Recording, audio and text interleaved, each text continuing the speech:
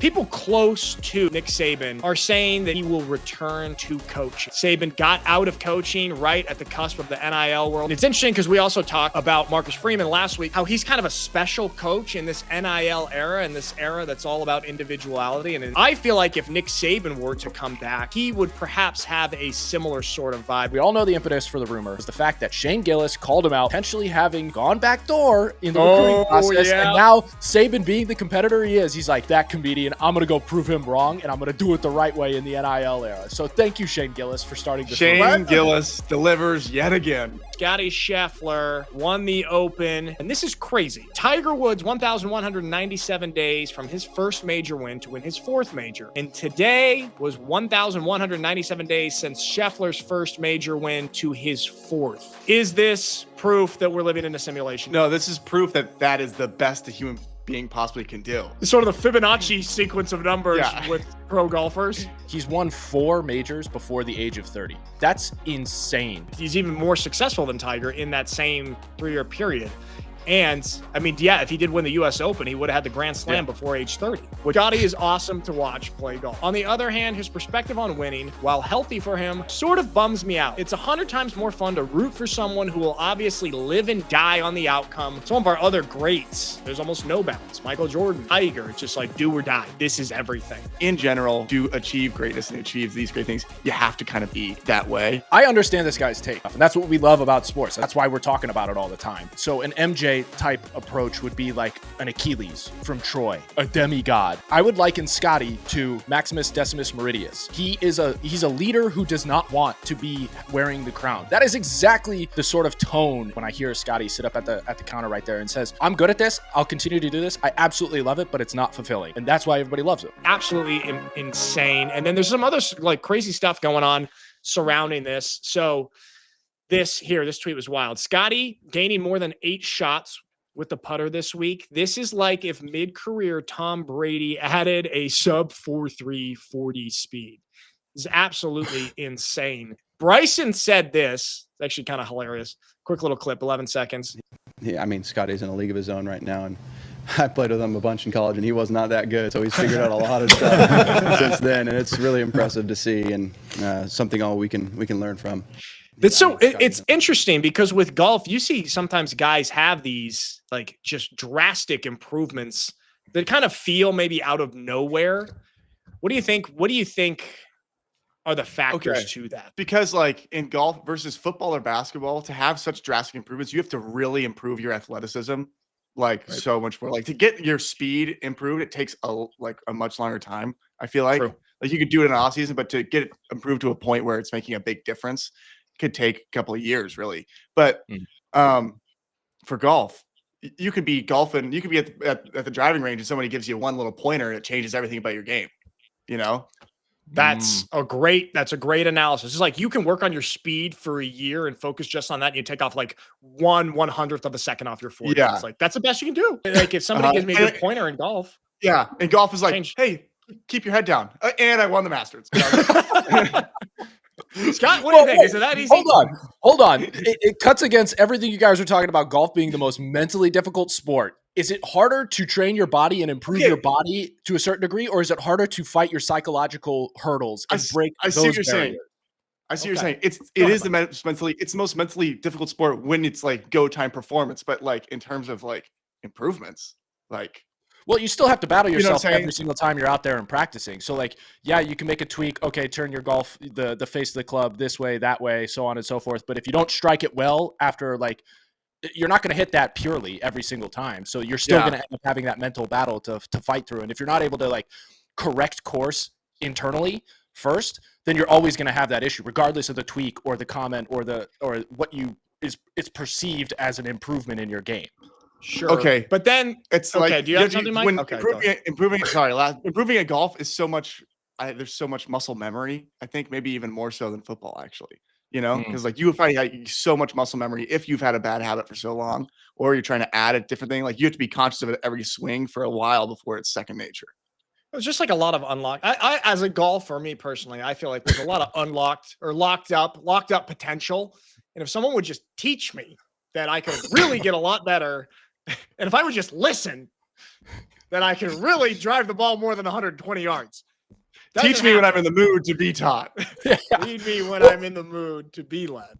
Going to Bryson's comment there, I mentioned Scottie early in his career, but like prior to him going on this absolute tear in the PGA Tour, he had notoriously had problems strictly on the green, which is, as we're talking to right here, really a psychological issue, not so much a physical issue.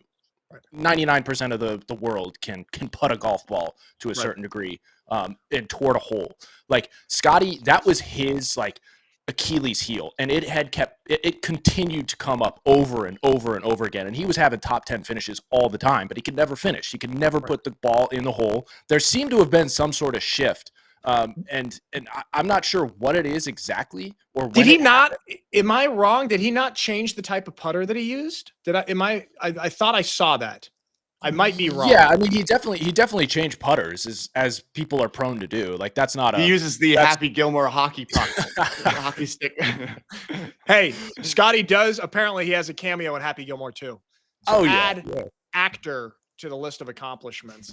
Oh, wow. Also, Scott, we have to, as our resident father, we're going to turn to you for this segment here because this is adorable, and this also ties back to the stuff that Scottie was saying last week in his press conference. Okay, this is just absolutely adorable, peak dad moment. And then I thought that this was actually pretty cool by Nike because a couple of years ago, I feel like we wouldn't have seen an ad like this or a reaction like this from a big corporation. Because they just the way that things were going. And they put this out. You've already won. Okay, it's kind of backwards, but you've already won. And it's got him with his son, which shows like what really matters. But another major never hurt. I also think that's like basically exactly what he was trying to say last week. Because a lot of people took it as like he just didn't care about golf, but like really, no, this is what actually matters. But like, that's also nice.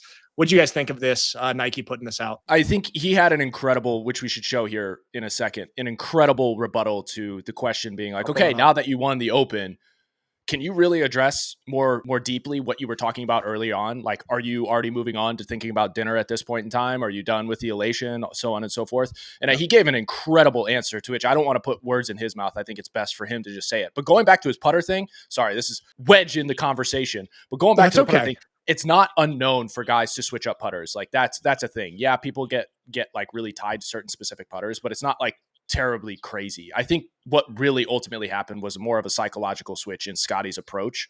And I think Jordan Spieth actually spoke on it really eloquently too, because he knows Scottie, Texas dude.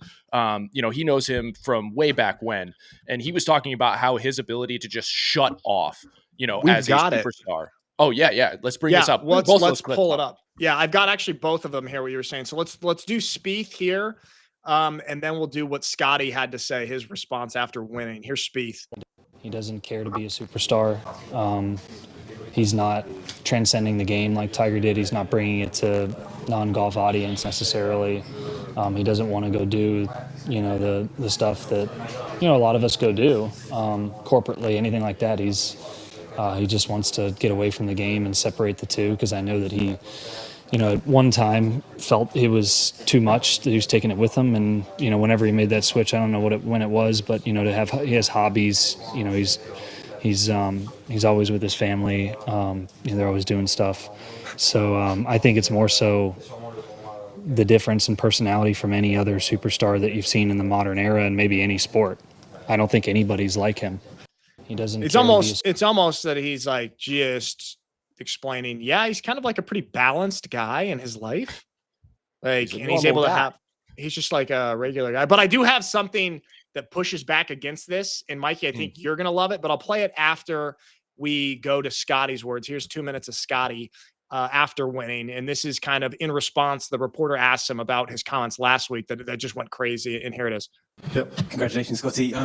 Easy question to go back to that quote earlier this week about it's going to be awesome for 2 minutes to win the Open. Obviously, your name appears now alongside some of the great names of this sport. Is it going to be longer than 2 minutes?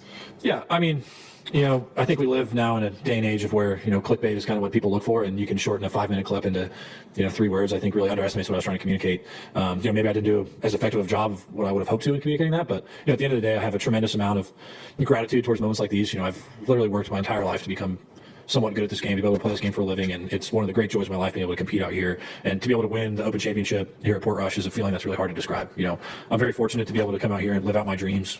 I grew up a kid in Texas. I wanted to play professional golf. I grew up wearing pants to the golf course because that's what I wanted to do. I saw professional golfers like Justin Leonard, Harrison Frazier, those types of guys on TV wearing pants, and I was like, I want to be like those guys. So I used to wear pants to grow up to play golf.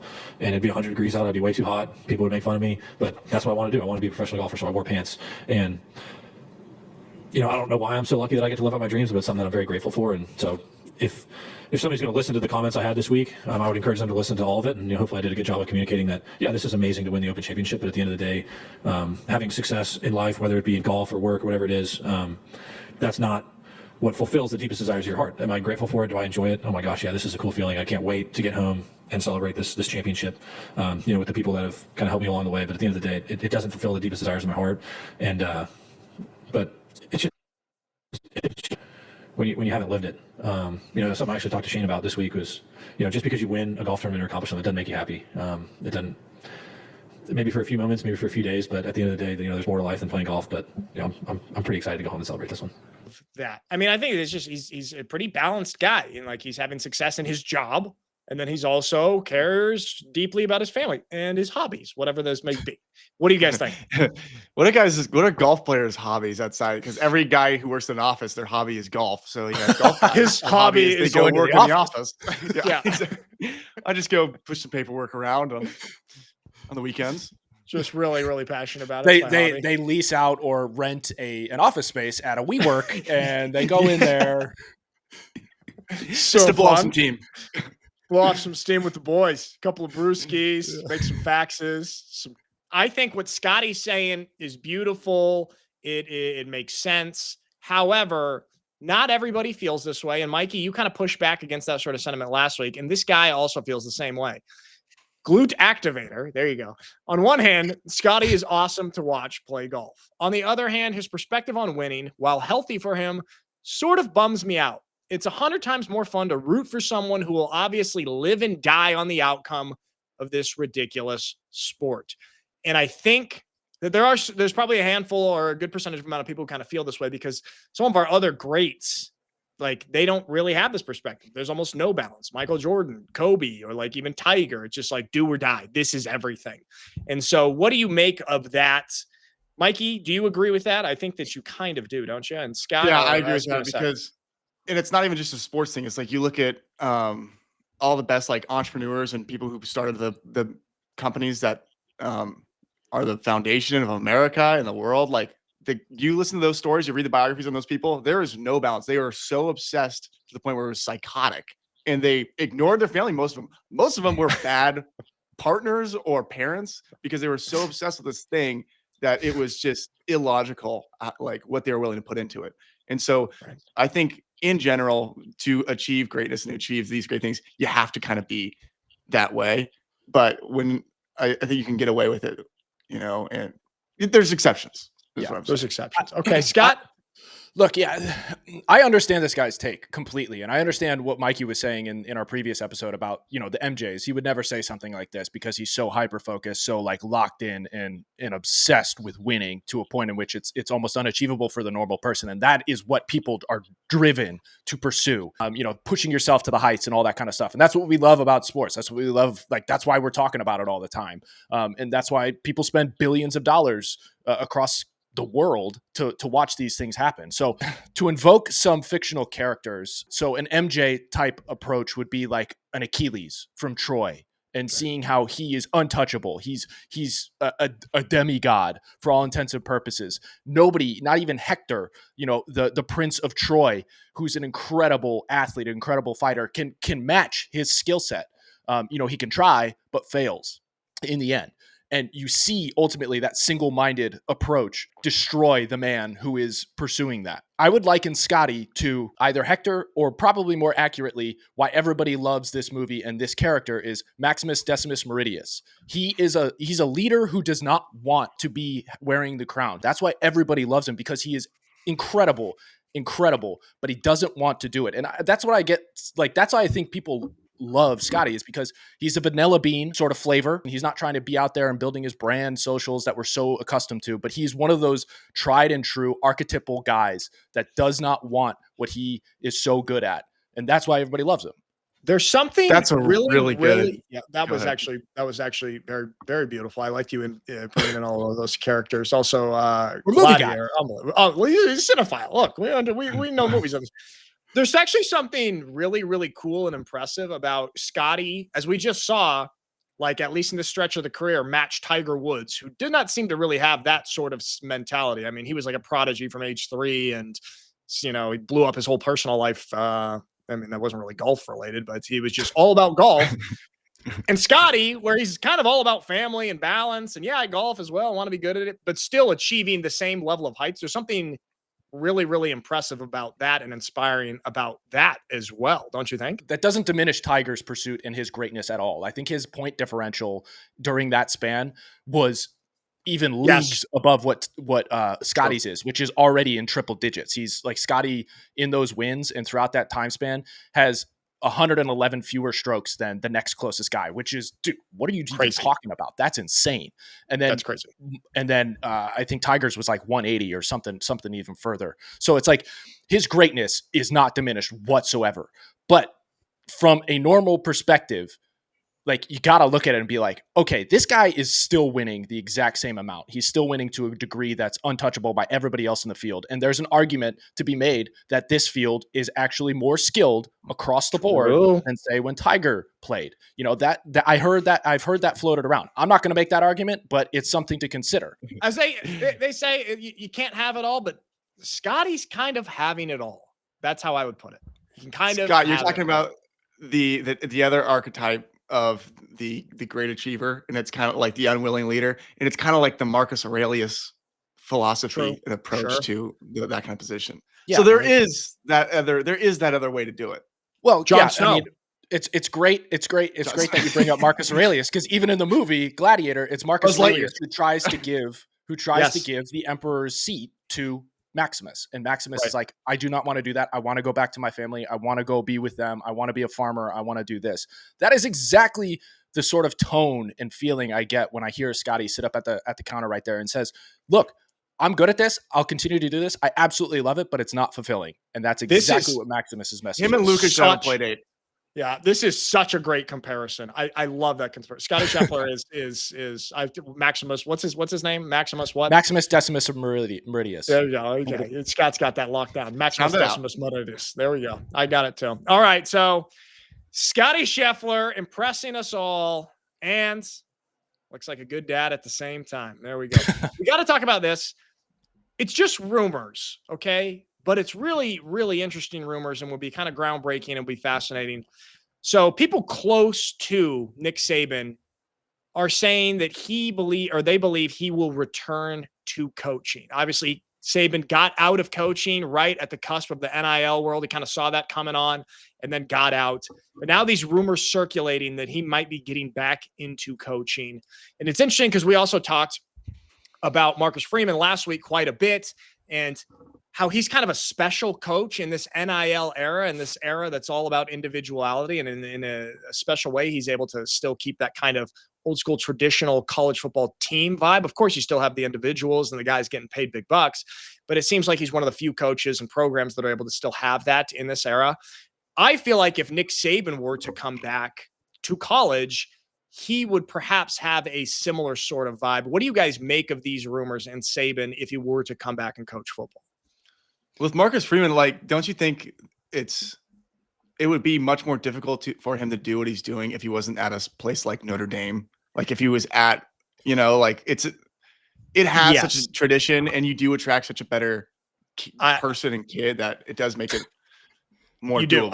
The reality is, and also I think that has a big role in it. Also, when the other like premier academic institution of Division I in football, like Stanford, is so down right now, like for anybody that's kind of, okay, I want to be a great football player, but also a well-rounded human being, Notre Dame's the place to go. So I do think that the institution does play a little bit of a role in there, but he's kind of the perfect culture fit for that institution. Yeah. Not to diminish what he's doing, but like, you're diminishing because he talks out of the side of his mouth. Look, he got a little farm. Okay.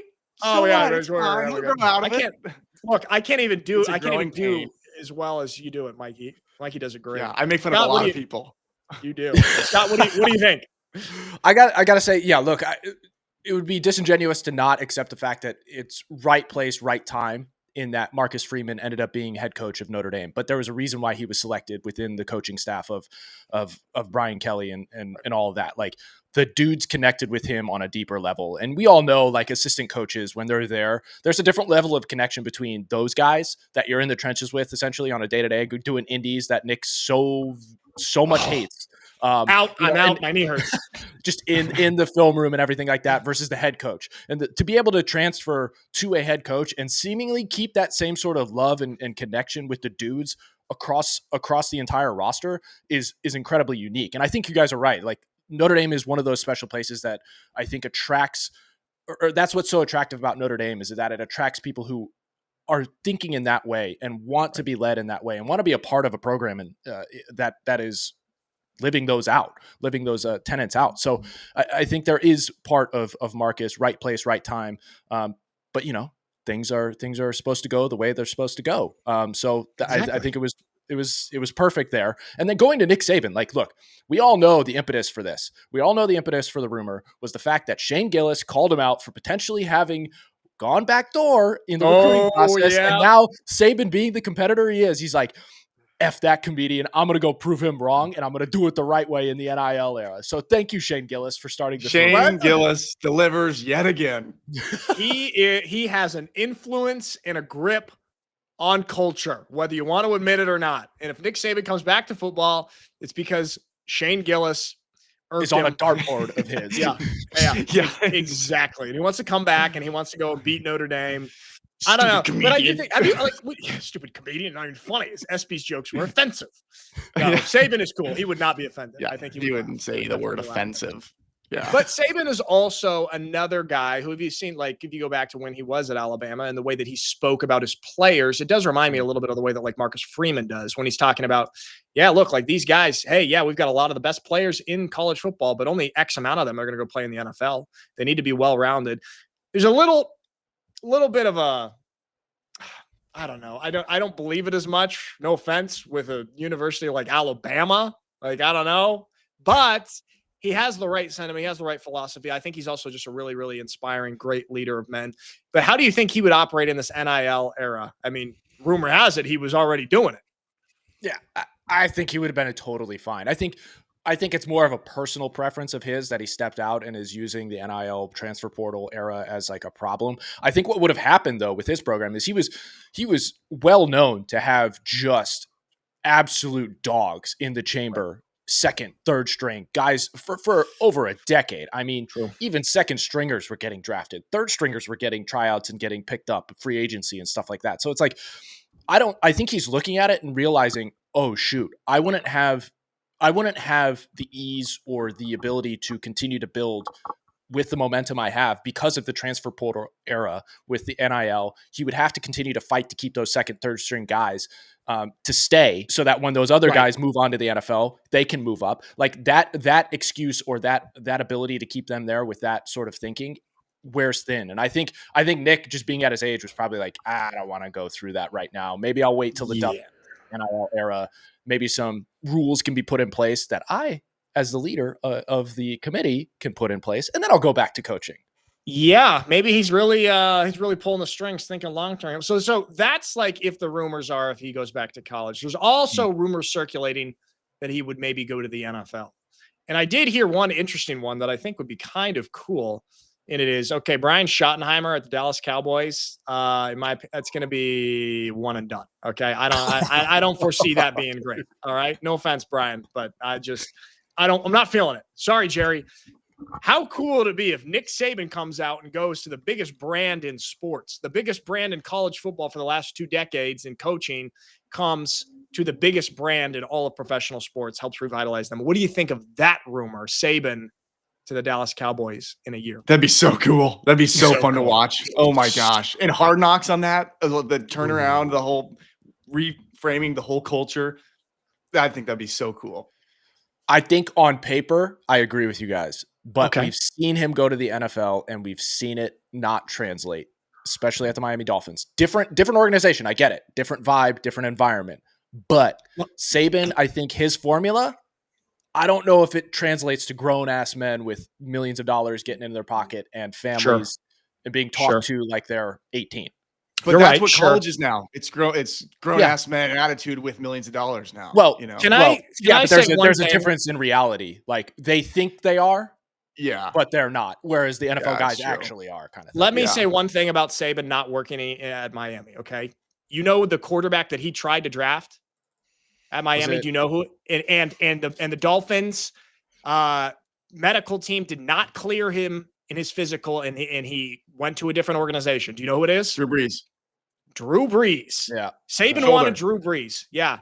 And the Miami Dolphins wouldn't let him draft him. And then I can't remember which quarterback he had to get. And it was obviously just a disaster. Drew Brees goes on to have an amazing career and be one of the better quarterbacks of all time. So, hey, maybe it's not all. I love that Nick Saban wanted to draft him, a short quarterback. It just shows you that the best football minds know that all this, he's not 6'2", all that stuff. It's just a cop out for coaches who don't want to do the digging and the research. It's just an easier sift through process that saves them 10 minutes at work. And I love that you see that with Nick Saban. Wait, Drew Brees, he's great. Get him. Yeah, he's a football player. That's like the formula you need to look for. Does he have it in him? Does he have the dog in him? And like that's what Nick, when we spoke to my uncle who's down at Ole Miss personnel department, like that's essentially what he's looking for. It's like, do you have the drive, the will to play the game of football, like regardless of your position? Because this is a hard ass sport for an entire 18 plus weeks, especially in the NFL. Like this is a different level of commitment, a different level of love for the game, to a point of like, we're talking about being a psycho. You have to be psychotic to play the game of football to a certain degree, regardless of your position, because of the physical toll that it takes on you, plus the mental toll of just having to fight every single day for your job. Because it's not for long league. It's a game of attrition. Like it's probably the most cutthroat professional league that's out there, bar none. And so like, I agree with you guys, like him looking at Drew Brees, which I actually didn't know. That's actually pretty cool. There are questions as to whether or not like Drew would have become Drew had he not paired up with Sean Payton. Sure. Because he had some sparks when he was at San Diego, got a little injured, all that kind of stuff. Granted, then it becomes, okay, are you pitting a Saban mind, coaching mind against a Sean Payton mind, and that's where it kind of gets a little like weird. But I love the fact that he's going for a smaller stature dude, and he's shown it even in his later college careers, having like Bryce Young and Tua, and like those guys are not, they're not the dims of the 6'5", 220 quarterback, that everybody was always looking for. Yeah, see? So there you go. I taught you something about your favorite quarterback, Drew Brees. Okay, sticking with college football, obviously we expanded to the 12-team playoff this year. Some people loved it. Some people hated it. Some people want an even more extreme version of it. Eli Drinkwitz, who is, do you like how I did the German pronunciation of that? Drinkwitz, okay? Head coach of Missouri. And he wants, hear me out, a 30-team playoff. All right, let's listen to this and see if it's ridiculous or not. You just hit the podium and pitched a 30-team playoff. Walk me through that. Is that something you've been stewing on? Is that off the top of the head? We're freestyling up there? No, it's not really something that's outrageous. It's based off of the 12-team playoff where you had automatic qualifiers, but now we've decided we want to expand it to 16. So instead of doing 11-5, which you're going to put 11 teams in the hands of a human committee that nobody's going to agree. They're all going to have implicit bias. Why would we even do that? I mean, nobody thinks that the NCAA, we spend hours arguing about who was the 69th and 70th team in the NCAA tournament. What do you think we're going to do with the 11 there? So why not expand the opportunities, give 4 play-in games to the SEC, 4 play-in games to the Big Ten, 3 to the ACC, 3 to the Big 12, and say, man, create more opportunities for the fan bases to get excited, create more opportunities for players to compete for championships. And that doesn't sit well with probably some of the blue bloods who are going to consistently be ranked in preseason rankings in the top 25 explicitly because of their names, not necessarily because of their teams, but because of the brand bias that we have in college football. Instead, make people earn it. Make people earn it on the field. Let's have less talk, which doesn't do great for these kind of events, and let's settle it on the football field. And to me, like, that's what play-in games are. If you're telling me in the SEC, hey, you got to finish in the top 8 for a chance to compete for a playoff berth, that's doable. Then it's not about, oh, well, this is the hardest conference in college football. Yeah, it is, but you got to figure out a way to be 8. In the NFL, you got to figure out a way to be one of the best 4 teams in your division to make the playoffs. 44% of the teams in the NFL make the playoffs. We're talking about 10% of college football teams going to make the playoffs, and we think that's going to keep fan bases encouraged. We think that's going to continue to create multi-billion-dollar industry. College football is still reliant on financial assistance from fans. We can talk about ESPN dollars and all we want, but they still need fans to come to the games and sell tickets. And if at the end of the day, in the next 5 or 10 years, it's still the same 15 teams making it, what are you going to do to the rest of these fan bases? They're going to quit showing up. Okay, so here's my big pushback on this is if you expand it, then Lane Kiffin's not going to be the next team out, and we're not going to get those funny Lane Kiffin rambles on Twitter about how Ole Miss should have been included in the playoffs. And I mean, he's firing off some questionable things that I don't think a head coach should be firing off on Twitter. So we would lose that with a. Is it worth it? What do you get? Also, is this a slippery slope to us just going 64 team March Madness style in college football? This breathes life back into what the whole entire purpose of having a top 25 is. Like, why do we even have rankings if at the end of the year, like 15 of them don't even matter? Like, why not just incorporate being part of the top 25 is actually a good thing. And like, that means you can actually enter into this 30 team playoff. I like the idea of giving automatic buys or at least play-ins with SEC and Big Ten and everything like that, because the conferences are so massive now that like there will be people left by the wayside. So at least give those that have like the resume, that have put up arguments that they could potentially pursue an opportunity to enter in. I'm totally cool with this. Like, I think it makes a whole lot of sense. You know, him talking about, oh, they need financial assistance from fans. It's like, yeah, that's a business. People need to buy your product in order to survive. But like at the end of the day, like, you know, they're going to be making billions of dollars really on this for the foreseeable future. I'm a big fan of it. It extends the season. Maybe we consider like moving the season up or decreasing the number of regular season games so that we can actually get these playoff games happening with this number of teams. Because the argument in the academic world is always like, oh, okay, this takes guys away from their academics too much. And it's like, well, that doesn't make sense when basketball is traveling. Yes, that's a fake argument. It's a fake. It's just lip service argument. Yeah, I'm with you. And it was actually pretty exciting to see us go to the 12-team playoff. I will admit. Granted, it was flawed. It was flawed, but I think it was pretty damn exciting. And I can't remember what the ratings were, but I think like it really popped off. Like right, like through the roof. You just create. I mean.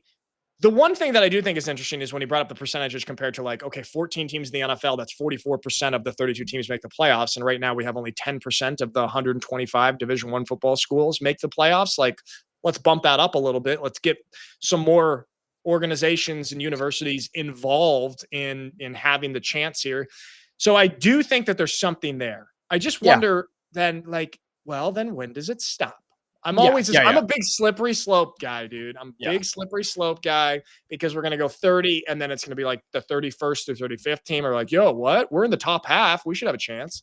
And then all of a sudden it's going to be 60 teams.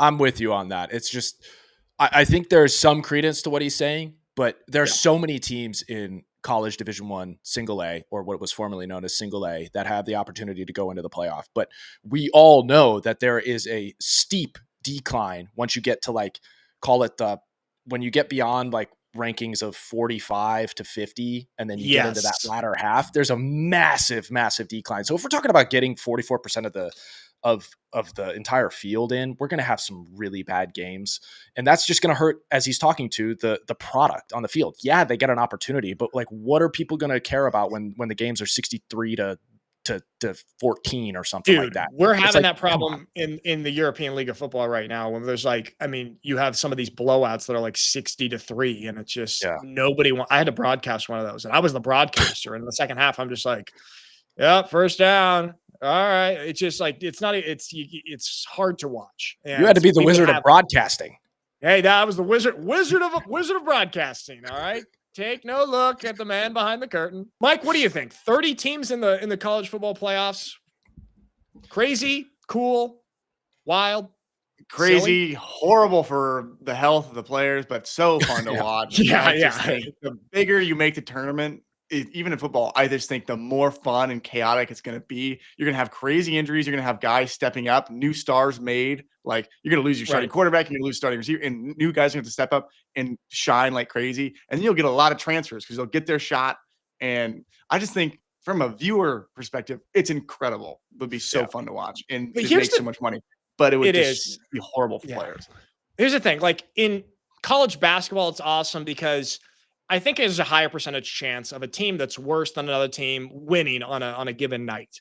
Like with football, I think it's way more difficult to have a true upset of a team that's way less talented than one that is way more talented. And in college basketball, we get those Cinderella stories. I just don't know if like UTEP would beat Alabama and we're going to be like, oh man, there are Cinderella story of the college football playoff this year. I just don't see that happening. Maybe I'm wrong. What do you guys think? Yeah. I like, first off, I agree with Mikey. That's why I mentioned like they would probably have to dial back on the number of regular season games in order to like institute something like this. So that would have to be the approach. We can't balloon the number of games to some obscene number, beyond 20 games, which is crazy. Right. So like that has to happen first. But to your point, Nick, I agree with you on a whole, but then you also look at probably like within our lifetime, probably the biggest upsets we ever experienced did occur. Like, App State beating Michigan back in the early 2000s, Boise State upsetting Oklahoma with the Statue of Liberty. And then they went ahead and did they beat Oklahoma again? Like another 2 years after that? Like there were massive, like smaller schools that are able to find ways and be creative and everything like that. And that's why the phrase of like any given Sunday is actually, it's a cliche, but it's a cliche for a reason, is it could happen any given Sunday. But on a whole, I would probably agree with you. Yeah, we don't want an Alabama or an Ole Miss or one of the top SEC schools just pummeling like a mid-tier MAC team. Like that's not cool. Marshall. Yeah. Well, they're not in the MAC anymore. Where are they? I believe they're in the American. Okay. Yeah. All right. Okay. There it is. Sorry, Marshall. I thought you were in the MAC still. Okay, so there we have it. Scottie Scheffler is hitting legendary status both on the links and at home, being a great dad from what we can see. And maybe Nick Saban comes back to college, and we're going to have a 64-team college football playoff in the next 5 years, probably. Okay, there we have it, everybody. Thank you for watching, and we'll see you on the next one.